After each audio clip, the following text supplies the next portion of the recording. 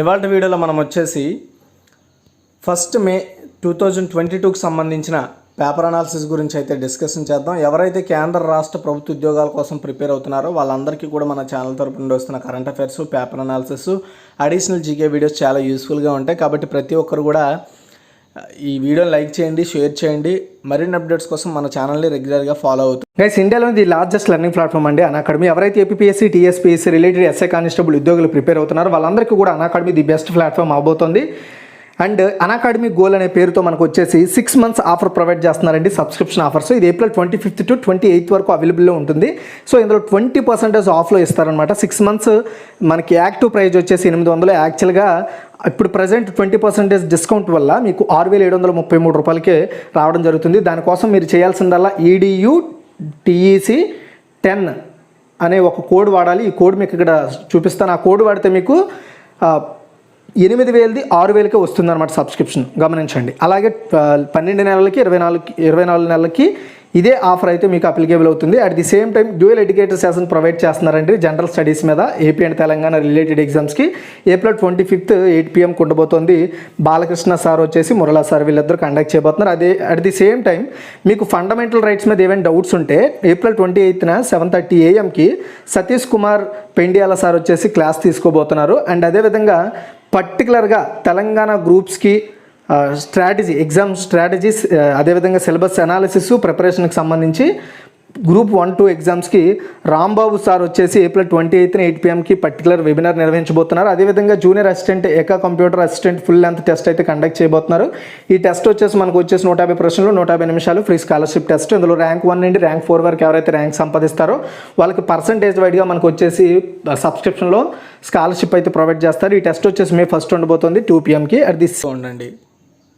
Guys, ఈరోజు paper అనాలిసిస్లో main article ఏంటంటే మనది నిన్న జరిగిన, అంటే 30th April 2020లో జరిగిన హైకోర్టు అదేవిధంగా సుప్రీంకోర్టు ముఖ్యమంత్రులకు సంబంధించిన ఒక మీటింగ్ అయితే జరిగిందండి.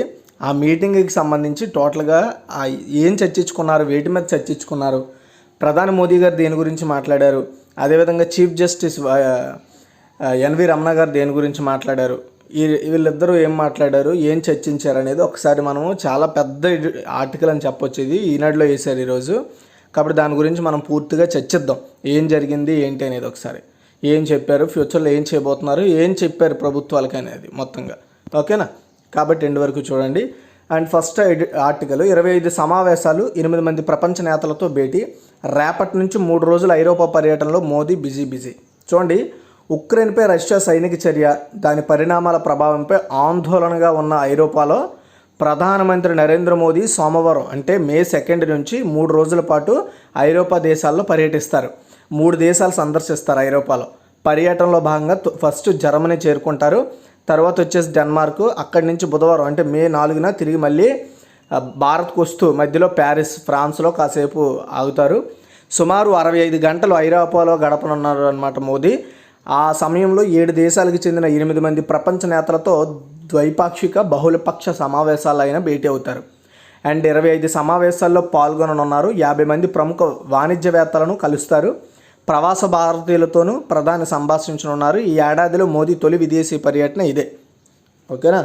అంటే మోదీ గారు విదేశీ పర్యటన 2020లో ఫస్ట్ వేరే దేశానికి వెళ్ళడం ఇదే ఫస్ట్ టైం అనమాట. ఈ 2020లో అది కూడా ఐరోపాతో స్టార్ట్ చేస్తున్నారు.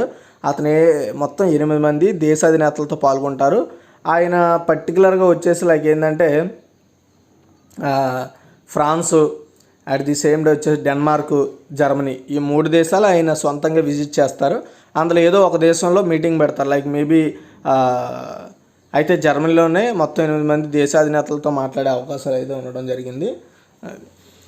సో అయితే అంత ఇంట్రెస్ట్గా ఉన్నారు. ఎందుకు ఇంట్రెస్ట్గా ఉన్నారంటే ఈ ఉక్రెయిన్కి రష్యా మధ్య జరుగుతున్న ఏదైతే వార్ ఉందో ఈ వార్లో పర్టికులర్గా ఐరోపా దేశాలన్నీ కూడా ఉక్రెయిన్కి సపోర్ట్ చేస్తున్నాయండి. ఉక్రెయిన్కి సపోర్ట్ చేస్తున్నాయి. రష్యా మీద ఆంక్షలు పెంచుతున్నాయి అన్నమాట. ఆంక్షలు పెడుతున్నాయి. వాళ్ళ ప్రొడక్ట్స్ ఏవి ఇక్కడ చల్లకూడదు, వాళ్ళ కంపెనీలు ఏవి ఇక్కడ ఉండకూడదు, లేదా ఇక్కడ ఆ దేశాల కంపెనీలు అక్కడ వర్కౌట్ అవ్వకూడదు. అండ్ ఇప్పటికే రష్యాతో ఉన్న చాలా ఒప్పందాలు రద్దు చేసుకోవడం, ఇలాంటివన్నీ కూడా ఐరోపా దేశాలు చేస్తున్నాయి రష్యాతో. అంటే ఐరోపా దేశాలు ఉక్రెయిన్కి సపోర్ట్ చేస్తున్నాయి. ఈ టైంలో ప్రధాని మోదీ గారు సో రష్యాకి లైట్గా ఇండైరెక్ట్గా సపోర్ట్ చేస్తున్న ప్రధాని మోదీ గారు ఇప్పుడు ఉక్రెయిన్ సపోర్టర్స్ అయిన ఐరోపా దేశాలతో చర్చలు జరపడము, ఏం చర్చలు జరుపుతారు అనేది కొంచెం ఇంట్రెస్ట్గా ఉంది. ఖచ్చితంగా ఉక్రెయిన్కి సంబంధించి ఉక్రెయిన్ రష్యా మధ్య విషయం గురించి చర్చిస్తారు. మేబీ అక్కడ ఒక కొత్త ఆలోచన కానీ లేదా కొత్త డెసిషన్ తీసుకునే అవకాశం కూడా ఉంది.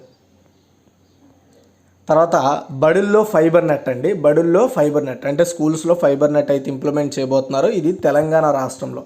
సో చాలామంది ఎలాగ ఆర్టికల్ వచ్చింది కాబట్టి చెప్తున్నాను. చాలామంది అన్న మీరు పేపర్ అనాలిసిస్లో ఏపీ గురించే చెప్తున్నారు, తెలంగాణ గురించి చెప్పట్లేదని చాలామంది అడుగుతున్నారు. ఒక విషయం గుర్తుపెట్టుకోండి, నేను యాక్చువల్గా పేపర్ సపరేట్గా ఒక వీడియో చేద్దాం అనుకున్నాను. నేను పేపర్ అనాలిసిస్ కోసం ఏ పేపర్లు ఎత్తుకుతానని. బట్ దానికంటే పర్టికులర్ వీడియో చేస్తే ఇదేంది మరి ఇలా ఉందనుకుంటారని నేను చేయలేదు. అయితే నేను ఏ పేపర్లు 2 తెలుగు రాష్ట్రాల నుండి ఏ పేపర్లు చూస్తాను ఒకసారి మీకు చెప్తాను. ది హిందూ పెట్టేవాడిని, బట్ ది హిందూ ఎవరు ఇంట్రెస్ట్ చూపెట్టట్లేదని నాకు అనిపించింది. ఎవరు దాని గురించి అడగలేదు, ఏమనలేదు. అయితే ఎవరికి అవసరం లేదేమో అనుకొని నేను పెట్టలేదు. ఎనివే నేనైతే చూడండి, ఏపీలో అయితే ఆంధ్రప్రభ అండ్ అదేవిధంగా ఆంధ్రజ్యోతి, సాక్షి, ఈనాడు. అట్ ది సేమ్ టైం ఈనాడు 2 తెలుగు రాష్ట్రాలది చూస్తాను. నెక్స్ట్ తెలంగాణ సైడ్కి వచ్చేసప్పటికి మెయిన్ తెలంగాణ గవర్నమెంట్గా రిలేటెడ్గా న్యూస్ రాసే నమస్తే తెలంగాణ అండ్ దానికి యాంటీగా న్యూస్ రాసే V6 తెలుగు అండ్ అదేవిధంగా ఆ తెలంగాణలో కూడా సాక్షి పేపర్ చూస్తానండి. సో ఈ పేపర్లు నేను మెయిన్గా చూస్తాను. దిశ పేపర్ చూస్తాను. ఒకవేళ ఎందులో కూడా న్యూస్ లేదనుకోండి తెలంగాణలో, దిశ పేపర్ చూస్తాను. అది ఇలా మొత్తంగా నేను ఈ పేపర్లు కవర్ చేస్తున్నాను 2 తెలుగు రాష్ట్రాలు. ఎందుకంటే ఇవే ప్రధానమైనవి అనమాట. ఆంధ్రజ్యోతి, ఆంధ్రప్రభ, ఈనాడు, సాక్షి, నమస్తే తెలంగాణ, V6 ఇవి ఆ రాష్ట్రాలకు సంబంధించిన హైలైట్ న్యూస్ పేపర్స్. కాబట్టి నేను ఎక్కువగా వీటినే చూసి మీకు ఆర్టికల్స్ ద్వారా ఇస్తూ ఉంటాను. కాబట్టి అందులో ఏపీ ఉంటే ఏపీ న్యూస్, తెలంగాణ న్యూస్ ఉంటే తెలంగాణ న్యూస్ చెప్తాను. లేకుండా నేను ఏ న్యూస్ని క్రియేట్ చేసి చెప్పలేను కదా, దాన్ని మీరు గమనించాలి. ఒకరోజు ఏపీ న్యూస్ ఉంటే ఇంకో రోజు తెలంగాణ న్యూస్ ఉండొచ్చు. అండ్ హైదరాబాద్ అని చెప్పే ప్రతిదీ కూడా తెలంగాణ న్యూసే, అది మీరు కూడా గుర్తుపెట్టుకోవాలి. అండ్ నేను ఇక్కడ అమరావతిని చెప్పేది కానీ లేదా ఇంకేదైనా డిస్ట్రిక్ట్ చెప్పేది కానీ లేదంటే ఎక్కడైనా సభ జరిగినప్పుడు దాని గురించి చెప్పడం కానీ ఏదైనా స్కీమ్ స్టార్ట్ అయినప్పుడు దాని గురించి చెప్పడం కానీ ఇది కామన్గా జరుగుతాయి. సో అది ఆ రోజు న్యూస్లో వస్తే దాని గురించి చెప్తాను, లేదంటే నేను క్రియేట్ చేసి చెప్పలేను కదా. దాన్ని ప్రతి ఒక్కరు కూడా గమనించండి. అయితే తెలంగాణ స్కూల్స్లో ఫైబర్ నెట్ని అయితే ఇంప్లిమెంట్ చేయబోతున్నారండి. యాక్చువల్గా వచ్చేసి క్లారిటీగా చెప్తాను అండ్ దీని గురించి ఎక్స్ప్లెయిన్ చేస్తాను. సో తెలంగాణ రాష్ట్రంలో 30,000 విద్యా సంస్థలకు టీ ఫైబర్ ద్వారా ఇంటర్నెట్ కనెక్షన్లు కల్పించాలని మన ఊరు మనబడి కార్యక్రమంపై ఏర్పాటు చేసిన మంత్రివర్గ ఉపసంఘం నిర్ణయించింది. ప్రభుత్వ పాఠశాలలు, గురుకులాలు, గిరిజన ఆశ్రమ పాఠశాలలు, జూనియర్, డిగ్రీ కాలేజీలకు ఇంటర్నెట్ సౌకర్యం కల్పిస్తే డిజిటల్ విద్య అందించడం ఈజీ అవుతుందని అభిప్రాయపడింది. విద్యాశాఖ మంత్రి సబితా ఇంద్రారెడ్డి అధ్యక్షతన మంత్రివర్గ ఉపసంఘం సమావేశాన్ని జూబ్లీహిల్స్లో డాక్టర్ మర్రి చెన్నారెడ్డి మానవ వనరుల అభివృద్ధి కేంద్రంలో జరిగింది. ఇందులో మంత్రులు కేటీఆర్, హరీష్ రావు, నిరంజన్ రెడ్డి, తలసాని శ్రీనివాస్ యాదవ్, వేముల ప్రశాంత్ రెడ్డి, శ్రీనివాస్ గౌడ్, సత్యవతి రాథోడ్, దయాకర్ రావు, ప్రణాళిక సంఘం ఉపాధ్యక్షుడు వినోద్ కుమార్ ఈ సమావేశంలో పాల్గొన్నారు. మన ఊరు మనబడి కార్యక్రమం సో ఏదైతే ఉందో దీని పనులను సమీక్షించిన కమిటీ పనులను వేగవంతం చేయాలని అధికారులను ఆదేశించింది. టార్గెట్స్కు అనుగుణంగా పనులు చేపట్టి విద్యా సంవత్సరం స్టార్ట్ అయ్యే నాటికి పనులు పూర్తయ్యేలా చర్యలు తీసుకోవాలని సూచన చేసింది.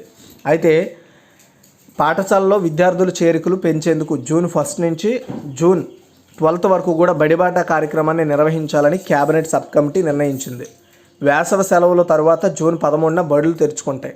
అంతకుముందే బడిబాట నిర్వహించి ఎవరైతే స్కూల్స్లో జాయిన్ అవ్వాల్సిన స్టూడెంట్స్ ఉన్నారో వాళ్ళకి వాళ్ళ పేరెంట్స్కి అవేర్నెస్ తీసుకురావాలని చర్చించుకోవడం జరిగింది. అయితే సో ఇక్కడ మీరు గమనించినట్టయితే ఇక్కడ వీళ్ళు ఏం చెప్తున్నారంటే టీ నెట్ లేదా టీ ఫైబర్ అంటే తెలంగాణ ఫైబర్. ఆంధ్రప్రదేశ్ రాష్ట్రంలో ఏపీ ఫైబర్ ఎలా ఉందో అదేవిధంగా తెలంగాణ రాష్ట్రంలో కూడా టీ ఫైబర్ ఉంది. అయితే ఈ టీ ఫైబర్ని వీళ్ళు ఎలా అందిస్తున్నారంటే సెంట్రల్ గవర్నమెంట్కి సంబంధించిన BSNL సంస్థ ఉంది. వాళ్ళు భారత్ నెట్ పేరుతో ఇంటర్నెట్ను ప్రొవైడ్ చేస్తున్నారనమాట అధిక MBPS స్పీడ్తో.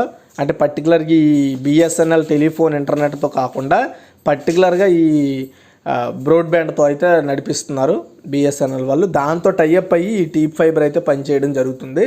సో గ్రామ పంచాయతీల్లో ఎలా అయితే ఇంటర్నెట్ ప్రొవైడ్ చేయాలనుకుంటున్నారో అదేవిధంగా స్కూల్స్లో కూడా టీ ఫైబర్ ద్వారా ఇంటర్నెట్ అయితే ప్రొవైడ్ చేయబోతున్నారు. మ్యాక్సిమం ఈ ఫైనాన్షియల్ ఇయర్ నుండే స్టార్ట్ అవుతుంది ఈ ఎడ్యుకేషనల్ ఇయర్ నుండే స్టార్ట్ అవుతుంది అది కూడా. సో ప్రతి స్కూల్లో ఇంటర్నెట్ అవైలబిలిటీ ఉంటుంది. అయితే అది ఓపెన్ సోర్స్లో ఉండదు, కేవలము ఆ హెడ్ మాస్టర్ అంటే ఆ స్కూలు పరిధిలో మాత్రమే ఉంటుంది. అది కూడా ఆ స్కూల్కి సంబంధించిన ఆన్లైన్ క్లాసెస్, డేటా ప్రాసెసింగ్ వీటికి మాత్రమే వాడుకోవడం జరుగుతుంది. ఓకే, తర్వాత హ్యాండ్సెట్లు, స్మార్ట్ వాచ్లు దిగుమతి నిబంధనలు సడలింపు, తప్పనిసరి టెస్టింగ్ తొలగింపు అనమాట. మొబైల్ వినియోగించే సామాగ్రి, మొబైల్ హ్యాండ్సెట్లు, స్మార్ట్ వాచ్లను తప్పనిసరి టెస్టింగ్ విధానం, దీన్ని ఎంటీసీటీఏ అంటారు. దీని నుంచి మినహాయిస్తూ టెలికాం విభాగం DOT అంటే డిపార్ట్మెంట్ ఆఫ్ టెలికాం అంటే ఈ విషయం పేర్కొంది. ఈ మేరకు శనివారం ఒక అధికారిక ప్రకటన చేసింది. ఈ మినహాయింపు వల్ల ఈ ఉత్పత్తులపై నిబంధనల భారం తగ్గుతుంది. పరిశ్రమ తమ ఉత్పత్తులను వేగంగా భారత్లోకి తీసుకురావడానికి వీలవుతుంది. దిగుమతి ఆలస్యాలు తగ్గుతాయి. అండ్ ఎలక్ట్రానిక్స్ సమాచార సాంకేతిక శాఖతో చర్చించి టెలికాం విభాగం ఈ అంశాన్ని పరిశీలించింది.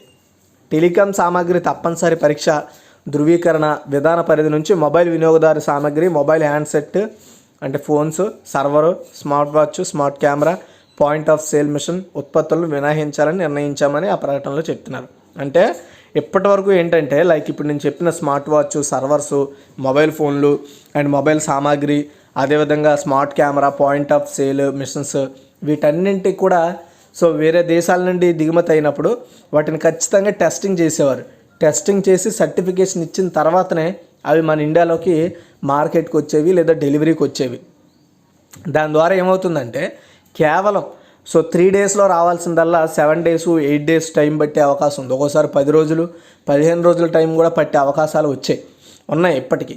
అయితే వాటి నుండి బయటపడేయడానికి, ఎందుకంటే మనకి ఇప్పుడు ప్రజెంట్ ఈ సిచ్యువేషన్స్లో కావచ్చు ఎప్పటి నుండో మన ఇండియాలో మొబైల్ వాడకం పెరిగినప్పటి నుండి వీటి యొక్క మార్కెట్ అనేది ఎక్కువైంది. సో ఆ మార్కెట్కి అనుగుణంగానే ఈ చెకింగ్, సర్టిఫికేషన్ అనే ప్రాసెస్ని కూడా తీసుకొచ్చారు. మొత్తానికి వీటి వల్ల ఇంకా ఆలస్యం అయిపోతుంది. వీటిని ఇంకా బేగా ఇంప్లిమెంటేషన్ చేస్తే ఆ పర్టికులర్ బిజినెస్ అనేది మన ఇండియాలో తొందరగా డెవలప్ అయ్యే అవకాశం ఉంటుందని చెప్పి సర్టిఫికేషను, చెకింగ్ ఈ రెండింటిని పర్టికులర్గా ఇప్పుడు నేను చెప్పిన వస్తువుల నుండి తీసేశారు. మిగతా వాటికి అప్లికేబుల్ ఉంటుంది, అది గుర్తుపెట్టుకోండి. సో ఇక్కడ చూసుకుంటే ప్రభుత్వాలే అతిపెద్ద కక్షిదారులు, పనికిరాని చట్టాలను రద్దు చేయండి, కార్యనిర్వాహక వ్యవస్థ సక్రమంగా పనిచేస్తే ప్రజలు కోర్టులకు రావాల్సిన అవసరమే ఉండదు. సిజేఐ జస్టిస్ ఎన్వి రమణ కీలక వ్యాఖ్యలు చేయడం జరిగిందండి. సో అది నిన్న చెప్పాను కదా, ముఖ్యమంత్రులు, రాష్ట్రాల హైకోర్టు అంటే రాష్ట్ర హైకోర్టు ప్రధాన న్యాయమూర్తులు, ప్రధాని మోదీ అండ్ సుప్రీంకోర్టు ప్రధాన న్యాయమూర్తి జస్టిస్ ఎన్వి రమణ కూడా at the same time minister of law and justice Kiran Rijiju కూడా ఇందులో పార్టిసిపేట్ చేశారు. అయితే దాని గురించి అసలు ఏం మాట్లాడుకున్నారు అనేది ఒకసారి మనం క్లారిటీగా తెలుసుకుందాం. చాలా ఇంపార్టెంట్ మీటింగ్ అండి. అండ్ చూడండి, అమలుకు నోచుకొని కోర్టు తీర్పులు. ఇక్కడి నుంచి స్టార్ట్ చేద్దాం. రాజ్య వ్యవస్థలో 3 కీలక విభాగాలైన శాసన, కార్యనిర్వాహక, న్యాయ వ్యవస్థలు తమ విధుల నిర్వహణలో లక్ష్మణ రేఖలను దృష్టిలో ఉంచుకునే పనిచేయాలని సుప్రీంకోర్టు ప్రధాన న్యాయమూర్తి జస్టిస్ ఎన్వి రమణ చెప్పారు. మన రాష్ట్రాలు కానీ లేదంటే కేంద్ర ప్రభుత్వం కానీ నడిచేది ఒకటండి. కేంద్ర ప్రభుత్వం పార్లమెంటు ద్వారా నడుస్తుంది, రాష్ట్రం అయితే శాసనసభతో నడుస్తుంది. శాసనసభ చేసినవన్నీ కార్యనిర్వాహక అంటే సెక్రటేరియట్ చేయాల్సి ఉంటుంది, ఆ పనులు ఇంప్లిమెంట్ చేయాలి. నెక్స్ట్ అందులో ఏమైనా తప్పులుంటే న్యాయ సంస్థలు అంటే హైకోర్టులు, జిల్లా కోర్టులు, సెషన్ కోర్ట్స్ అండ్ అదేవిధంగా సుప్రీంకోర్టు ఇవి పనిచేస్తాయి. ఈ 3 వ్యవస్థలు రాజ్యాంగానికి అనుగుణంగా, రాజ్యాంగాన్ని రక్షించడానికి అనుగుణంగా పనిచేయాల్సి ఉంటుంది.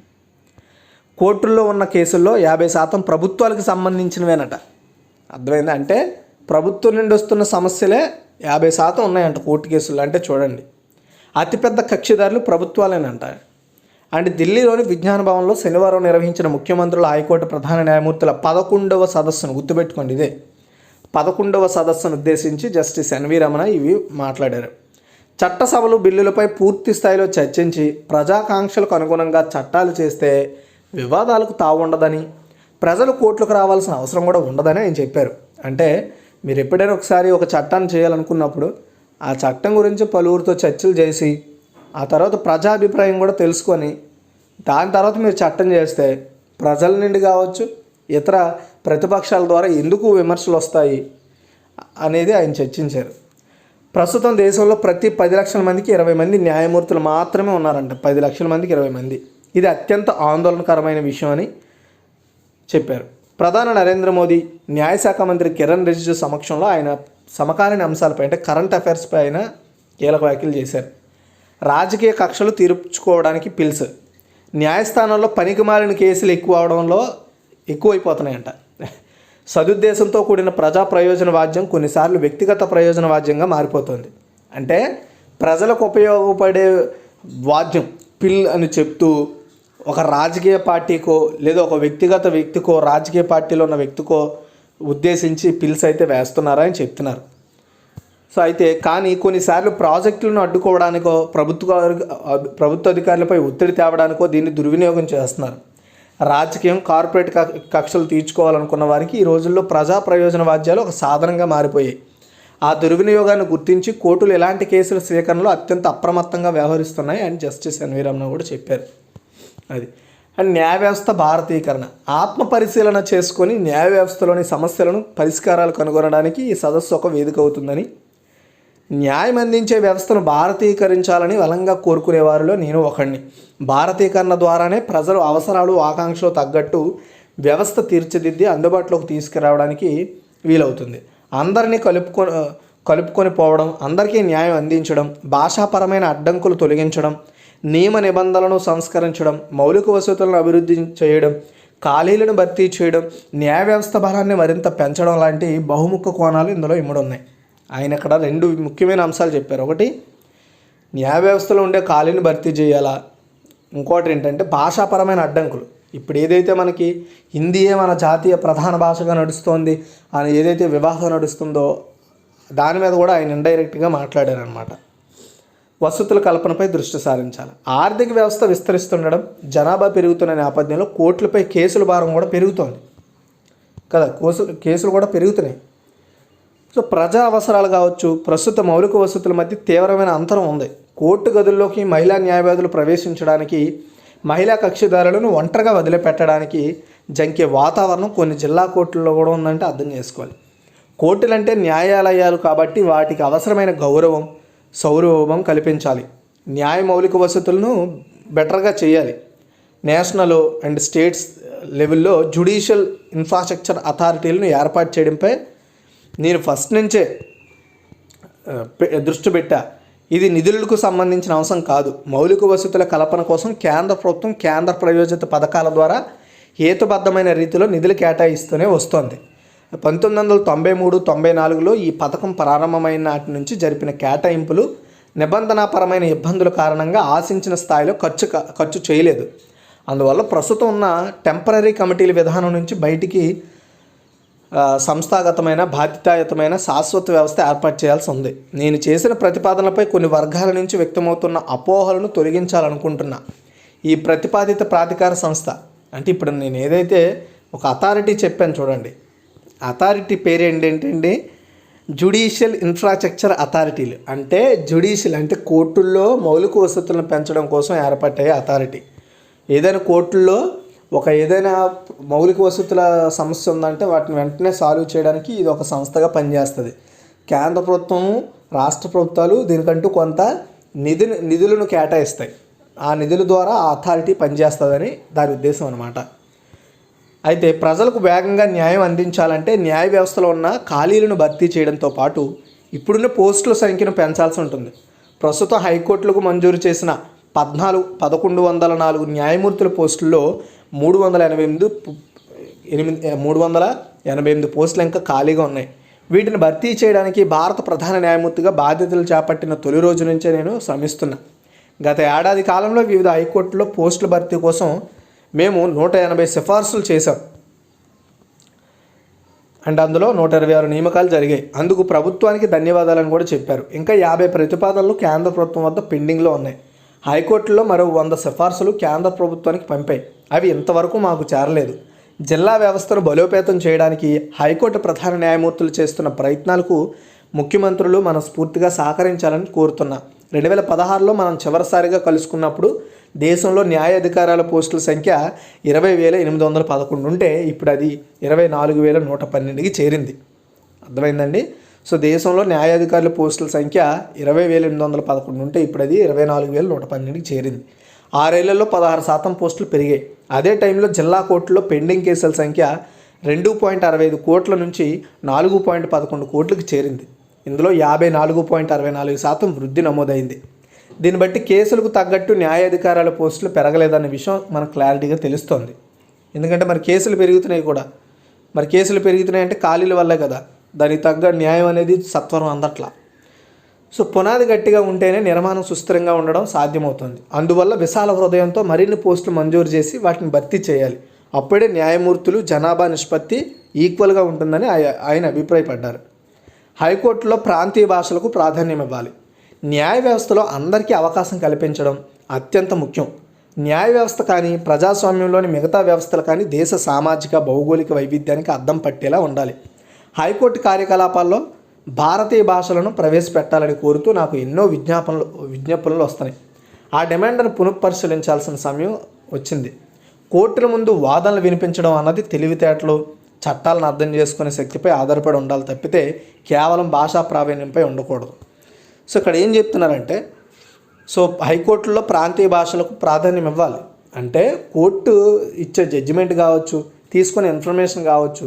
ఎందుకంటే ఇప్పుడు కోర్టుకు వచ్చేవాడు అందరూ కూడా హై ప్రొఫైల్ వ్యక్తులు కాదు, బాగా చదువుకొని ఉండకపోవచ్చు కూడా. కాబట్టి ప్రతి ఒక్కరికి అర్థమయ్యేలా జడ్జిమెంట్ కానీ లేదా ఇచ్చే రిపోర్ట్స్ కానీ ఇవన్నీ కూడా ఆ పర్టికులర్ ప్రాంతీయ భాషకు ప్రాధాన్యం ఇచ్చేలా ఉండాలని ఆయన చెప్పడం జరిగింది. అయితే తర్వాత ఇక్కడ చూసుకుంటే పనికిరాని చట్టాలను రద్దు చేయండి అని మోదీ గారు సంబోధించడం జరిగిందండి. చూడండి, పెండింగ్ కేసుల గురించి కూడా మాట్లాడారు. దేశంలో 3.50 లక్షల మంది ఖైదీలు విచారణ లేకుండానే జైల్లో మొక్కుతున్నారు. జిల్లా జడ్జీల నేతృత్వంలో కమిటీలు ఈ కేసులను సమీక్షించి వీలైన వారికి బెయిల్ మంజూరు చేసి ఉపశమనం కల్పించాలా. న్యాయమూర్తులు ఇలాంటి విషయాలను చట్టం దృష్టితో పాటు మానవీయ కోణంలోనూ చూడాలా. కోర్టులోని పెండింగ్ కేసుల్లో పరిష్కారానికి మధ్యవర్తిత్వం కూడా ఒక మార్గం. సమస్యకు సకాలంలో పరిష్కారం లభిస్తే కోర్టులపై భారం తగ్గుతుంది, సామాజిక నిర్మాణం కూడా భద్రంగా ఉంటుంది. ఈ దృష్టితోనే మధ్యవర్తిత్వ బిల్లును తీసుకొచ్చామని నేను చెప్తున్నారు. నెక్స్ట్ ఆయన ఏం చెప్పారు? పనికిరాని చట్టాలను రద్దు చేయాలంట. రాష్ట్ర ముఖ్యమంత్రులకు ప్రధానమంత్రి నరేంద్ర మోదీ పిలుపు. ప్రజలకు సులభంగా అర్థమయ్యేలా భాషల్లో చట్టాలను వివరించాలని, న్యాయస్థానాల్లో స్థానిక భాషల వినియోగాన్ని ప్రోత్సహించేలా చర్యలు తీసుకోవాల్సిన అవసరం ఉందని ప్రధానమంత్రి నరేంద్ర మోదీ గారు తెలిపారు. సామాన్య ప్రజల జీవితానికి అడ్డంకిగా మారిన పనికిరాని చట్టాలు రద్దుకు రాష్ట్రాల్లో ముఖ్యమంత్రులు పనిచేయాలని పిలుపునిచ్చారు. ఢిల్లీలోని విజ్ఞాన భవన్లో ఆయన నిర్వహించిన ముఖ్యమంత్రులు హైకోర్టు ప్రధాన న్యాయమూర్తుల 11వ సంయుక్త సదస్సును ఉద్దేశించి ఆయన మాట్లాడారు. తమ ప్రభుత్వం అధికారంలోకి వచ్చిన తరువాత 1800 నిరుపయోగ చట్టాలను గుర్తించిందని తెలిపారు. కేంద్ర ప్రభుత్వం ఇప్పటి వరకు 1450 చట్టాలను రద్దు చేస్తే రాష్ట్రాలు 75 చట్టాలకు మాత్రమే మంగళం పలికాయి, అంటే రద్దు చేసాయని చెప్తున్నారు. ఎప్పటికైనా పనికిమాలిన చట్టాలను రద్దు చేసి ప్రజల జీవితాలను సరళతరం చేయాలని ఆయన మాట్లాడారనమాట. జిల్లా స్థాయి నుంచి ఉన్నత కోర్టుల వరకు కూడా స్థానిక భాషల వినియోగాన్ని పెంచాలని ఆయన చెప్పారు. అప్పుడే సామాన్యుడికి న్యాయ వ్యవస్థపై ఒక నమ్మకం పెరుగుతుంది. ప్రజలు న్యాయ వ్యవస్థలో మమేకం కావాలి. న్యాయ మూలాలను ప్రజలు అవగాహన చేసుకుంటేనే న్యాయ వ్యవస్థ, రాజ్య వ్యవస్థ ఆదేశాల్లోని వ్యత్యాసాలను తెలుసుకోగలరు. చాలా దేశాల్లో చట్టాల్లో రూపకల్పనలో న్యాయ పరిభాషను ఉపయోగించినప్పటికీ వాటిని ప్రజలకు అర్థమయ్యేలా చేసేందుకు వాళ్ళ భాషల్లో ఎప్పటికప్పుడు వివరిస్తుంటారట. రాబోయే రోజుల్లో మన దేశంలోనూ చట్టాల గురించి న్యాయ పరిభాషతో పాటు సామాన్యుల భాషలోనూ వివరించే ప్రయత్నం చేస్తామని ప్రధాని వెల్లడించారు. అయితే రాష్ట్ర స్థాయి న్యాయ మౌలిక వసతుల అభివృద్ధి ప్రాధికార సంస్థల ఏర్పాటు. చూడండి, జాతీయ స్థాయి మౌలిక వసతుల అభివృద్ధి ప్రాధికార సంస్థ అంటే ఇదే ఇప్పుడు మనం చెప్పుకున్న ఇన్ఫ్రాస్ట్రక్చర్ అథారిటీ అన్నమాట. సో వాటి స్థానంలో రాష్ట్ర స్థాయి మౌలిక వసతుల అభివృద్ధి ప్రాధికార సంస్థల ఏర్పాటుకు ముఖ్యమంత్రులు ప్రధాన న్యాయమూర్తుల సదస్సులో తీర్మానం చేసినట్లుగా సుప్రీంకోర్టు ప్రధాన న్యాయమూర్తి జస్టిస్ ఎన్వి రమణ వెల్లడించారు. శనివారం ఈ సదస్సు ముగిసిన అనంతరం ఆయన కేంద్ర న్యాయశాఖ మంత్రి కిరణ్ రిజిజుతో కలిసి విలేకరుల సమావేశంలో మాట్లాడారు. రాష్ట్ర స్థాయిలో ప్రాధికార సంస్థల ఏర్పాటుపై దాదాపు ఏకాభిప్రాయంతో తీర్మానం చేశామని చెప్పారు. ఇందులో ముఖ్యమంత్రికి కానీ లేదంటే వారు ప్రతిపాదించిన వ్యక్తికి కానీ స్థానం కల్పించాలని సీఎంలు చేసిన ప్రతిపాదనలు అంగీకరించినట్లుగా చెప్పారు. మౌలిక వసతుల కల్పన అంతా జిల్లా స్థాయిలోనే ఏర్పాటు చేయాల్సి ఉంటుంది కాబట్టి ఇందులో కేంద్ర ప్రభుత్వ పాత్ర ఉండదని, అందువల్ల రాష్ట్ర స్థాయి ప్రాధికార సంస్థలు ఏర్పాటు చేయడం మేలని ముఖ్యమంత్రులు ప్రతిపాదించారు. అలాగే ఇందులో మేము రాష్ట్ర ప్రభుత్వాల తరపున అధికారులను ప్రతిపాదించగా ముఖ్యమంత్రులు మాత్రం తాము నియమించే వ్యక్తులను కానీ అవకాశం కల్పించాలని కోరినట్లుగా చెప్పారు. అంటే ఈ అథారిటీలో ముఖ్యమైన వ్యక్తులుగా మేము చెప్పిన వ్యక్తులను నియమించాలని ముఖ్యమంత్రులు కూడా అన్నారట. అది అయితే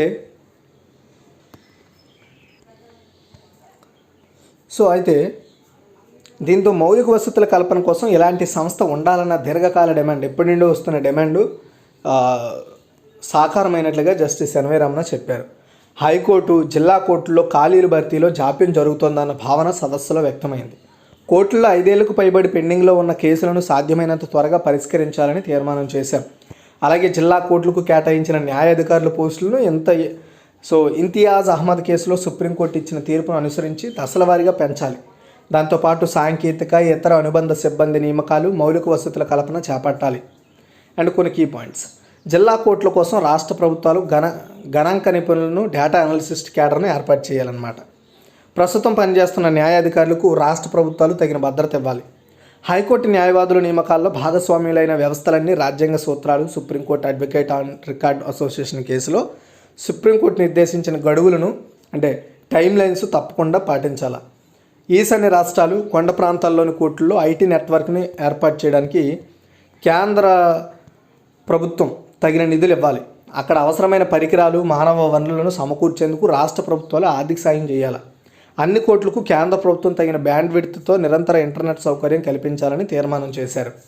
కోర్టు ప్రాంగణాల్లో బాంబు పేలుళ్లు లాంటి భద్రతా సమస్యలను ముఖ్యమంత్రుల ముందు ప్రస్తావించి న్యాయ అధికారులకు తగిన భద్రత కల్పించాలని కోరినట్లుగా జస్టిస్ రమణ ఒక ప్రశ్నకు సమాధానంగా చెప్పారు. జమ్మూ కాశ్మీర్లో 2 అంచెల భద్రత వ్యవస్థ ఉందని, అలాంటి భద్రత అన్ని రాష్ట్రాల్లో కల్పించాలని సూచించినట్లుగా వెల్లడించారు. న్యాయమూర్తుల పదవి విరమణ కాలాన్ని పెంచడం గురించి దీర్ఘకాలంగా చర్చ జరుగుతోంది కదా, దానిపైన ఏమైనా చర్చించారా అని అడిగితే ఆయన నవ్వుతూ ఆ విషయం నాకు తెలియదు, నేనైతే వచ్చే ఆగస్టు 27న పదవి విరమణ చేయబోతున్నా అని చెప్పారు. హైకోర్టులో ప్రాంతీయ భాషల వినియోగానికి పలు సమస్యలు అడ్డంకిగా ఉన్నాయని, ఆధునికత, సాంకేతిక పరిజ్ఞానంతో ఆ ఇబ్బందుకు అధిగమిస్తామని ఆయన చెప్పారు. న్యాయశాఖ మంత్రి కిరణ్ రిజిజు మాట్లాడుతూ ప్రధాన న్యాయమూర్తి జస్టిస్ ఎన్వి రమణ ఈ సదస్సును అత్యంత ఉత్పాదకంగా నిర్వహించారని మాట్లాడారు.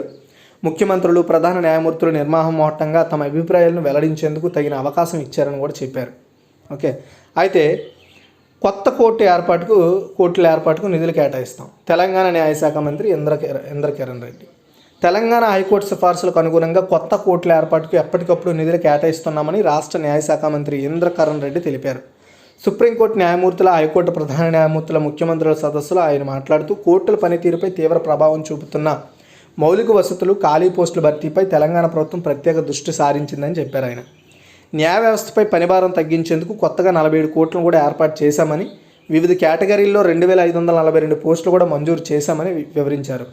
తెలంగాణ హైకోర్టు న్యాయమూర్తుల పోస్టులకు 24 నుంచి 42కు పెంచేందుకు కృషి చేసిన సీజే జస్టిస్ ఎన్వి రమణ కేంద్ర న్యాయశాఖకు తెలంగాణ ప్రభుత్వం, ముఖ్యమంత్రి కేసీఆర్ తరపున కృతజ్ఞతలు తెలిపారు.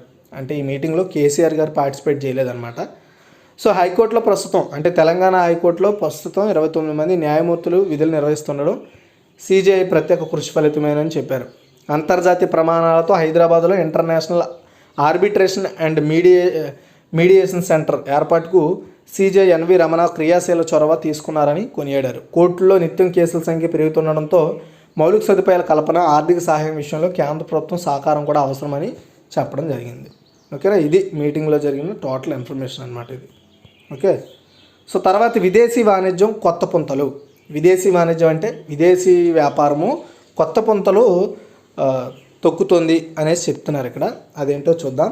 దేశ ఆర్థిక అభివృద్ధిలో ఎగుమతులు కీలక పాత్ర, అంతే కదా. మనం వేరే దేశానికి మన వస్తువులు ఎగుమతి చేస్తే మనకి ఎక్కువ ఆదాయం వస్తుంది, విదేశీ మారక నిల్వలు పెరిగితే ఎక్కువగా. అందుకే అంటారు మనము ఏదైనా తయారు చేసి వేరే దేశానికి పంపేలా ఎదగాలని. సో భారత్ ఎగుమతుల రంగంలో గణనీయ స్థాయిలో వృద్ధి పదంలో సాగుతుంది. మొదటి పంచవర్ష ప్రణాళిక 5 ఏళ్లలో మన ఎగుమతులు సగటు విలువ కేవలము 647 కోట్లు. అయితే 2022 నాటికి అవి సుమారు 32 లక్షల కోట్లకు పెరిగిపోయింది. చూడండి, 600 ఎక్కడ, 32 లక్షలు ఎక్కడ.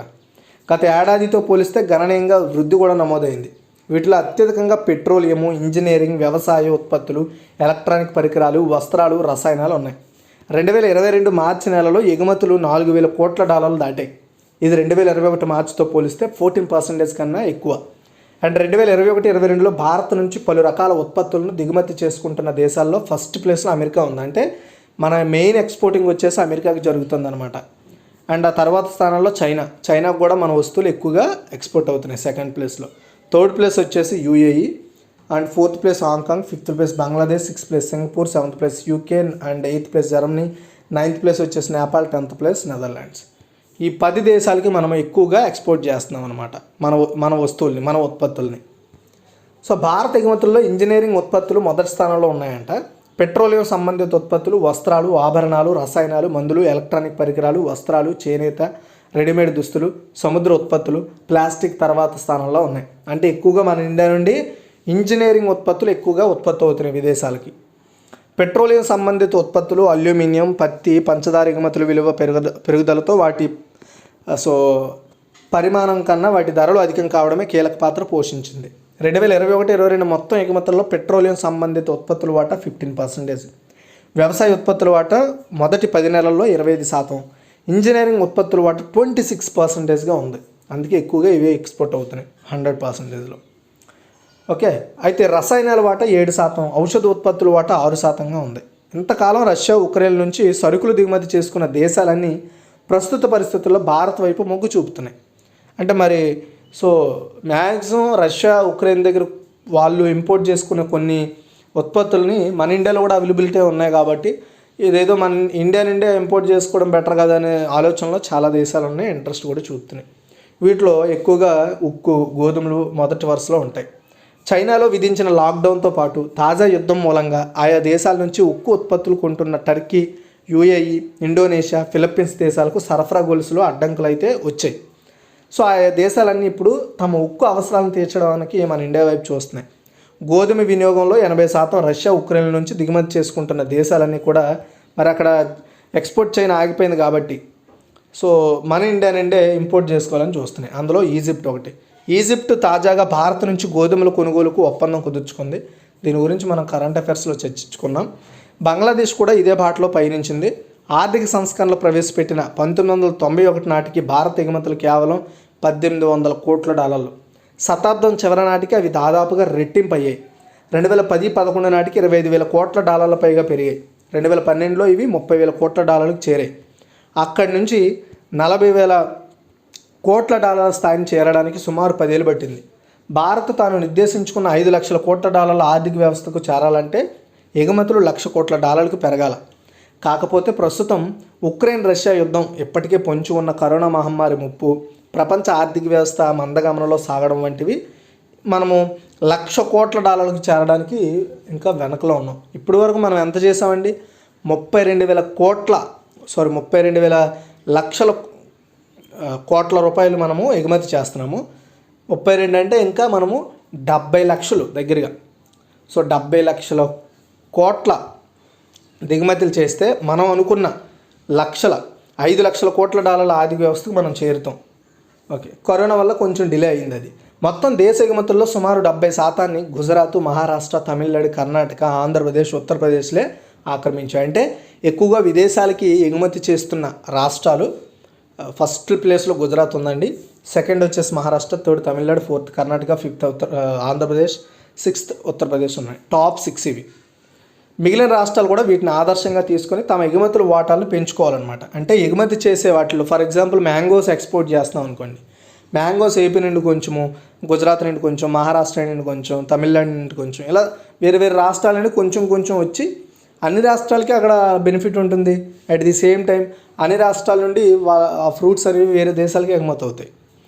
కాబట్టి మిగతా రాష్ట్రాలు కూడా వాటి యొక్క ఎగుమతుల వాటాను పెంచుకోవాలని చెప్తున్నారు. సో రాష్ట్రాల మధ్య పోటీతత్వాన్ని కల్పించేందుకు నీతి ఆయోగ్ తన వంతుగా కృషి చేస్తున్న ఈ విషయంలో మరింత ప్రోత్సాహకర వాతావరణాన్ని కల్పించాల్సిన అవసరం ఉంది.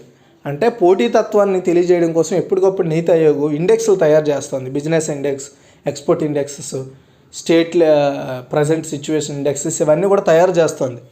ఎందుకంటే మన రాష్ట్రం కంటే ఆ రాష్ట్రం కొంచెం బెటర్గా ఉంది, దాన్ని మనం ఎలాగైనా రీచ్ అవ్వాలనే ఉద్దేశంతో ఒక రాష్ట్రం మధ్య ఒక రాష్ట్రం పోటీ పెరుగుతుంది. కాబట్టి వివిధ రకాల సరుకులు ఇతర దేశాల నుంచి తీవ్ర పోటీ వంటివి ఈ రంగంలో భారత్ ముందున్న సవాళ్ళు.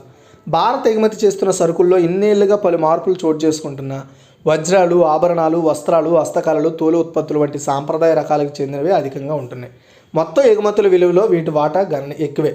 ఈ విషయంలో అభివృద్ధి చెందుతున్న దేశాల నుంచి భారత గట్టి పోటీని ఎదుర్కొంటుంది. ఇంజనీరింగ్, రసాయనాల ఉత్పత్తుల ఎగుమతుల్లోనూ ఇతర దేశాల నుంచి తీవ్రమైన పోటీ ఎదురవుతుంది మనకి. అంటే వేరే దేశాలు కూడా వాటిని ఎక్కువగా ఎక్స్పోర్ట్ చేస్తున్నాయి. అంటే వేరే దేశాలు కూడా ఎక్కువగా ఎక్స్పోర్ట్ చేస్తున్నాయి ఇవే ఉత్పత్తులు. మరి వాటిని మించి మనం ఎక్స్పోర్ట్ చేయాలంటే అయితే వాటిగా మనం నెంబర్ ఆఫ్ కంట్రీస్తో అగ్రిమెంట్లు చేసుకోవాలా, తక్కువ డబ్బులకి మనం ఇంకా వాళ్ళకి ప్రొవైడ్ చేస్తే ఎక్కువ దేశాలు మన మీద ఇంట్రెస్ట్ చూపిస్తాయి క్వాలిటీని మెయింటైన్ చేస్తే. అది కార్మిక శక్తి చౌకగా లభిస్తున్న చైనా, తైవాన్ వంటి దేశాలు వీటిని తక్కువ ధరకే విక్రయిస్తున్నాయి. అనేక రకాల సమస్యలు ఎదుర్కొంటున్న పలు సూక్ష్మ, చిన్న, మధ్య తరహా పరిశ్రమలు ధర, నాణ్యత వంటి విషయాల్లో తీవ్ర సమస్యలు వస్తున్నాయి. ధరల పోటీని ఎదుర్కోవడానికి కేంద్రం కొన్ని సరుకులపై కస్టమ్స్ సుంకాలు తగ్గించింది. ఎగుమతుల్లో దీర్ఘకాలిక వృద్ధిని సాధించేందుకు కేంద్ర ప్రభుత్వ పరంగా ఎన్నో రకాల చర్యలు చేపట్టినా అది మాత్రమే సరిపోదు.